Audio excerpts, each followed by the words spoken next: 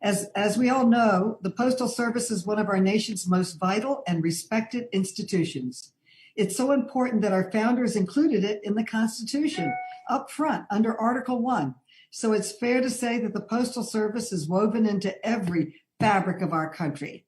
It provides service across the country to every single address, from rural farms to urban skyscrapers, and it adds over 1 million new deliveries every year. It really binds our nation together in a way that no other organization does. Unfortunately, its service performance has suffered in the last 2 years. Part of the challenge has been caused by the corona pandemic. Postal employees who are on the front lines have been hit especially hard with sickness caused by the COVID-19. The Postal Service's recent positive performance in its 2021 peak period indicates that it is indeed capable of getting mail delivered on time. But performance in certain areas of the country, and particularly in Baltimore, remain far below acceptable levels. It is critical that the Postal Service address this poor performance as soon as possible to ensure that Baltimore residents receive reliable on-time delivery of critical mail, medications, and other critical resources.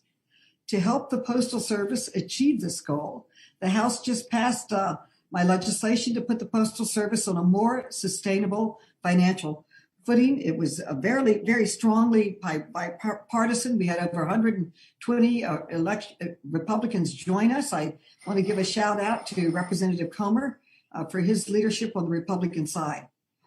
With these reforms, the Postal Service will have the resources it needs to ensure exceptional performance for all Americans, regardless of whether they live in cities or in rural areas.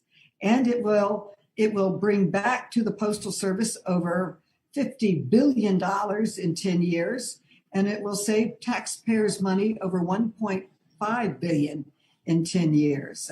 It also brings reforms on delivery, where you will have a real live internet portal that you can check the delivery by zip code so that postal workers and community activists can work to improve the postal delivery in their area. And it will allow them to contract with cities and states and tribes and counties to provide services like permits to go fishing or hunting, other types of permits that will allow them to gain revenue.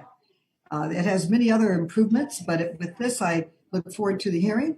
I want to thank Chairman Conley for holding this incredibly important hearing and yield back the balance of my time.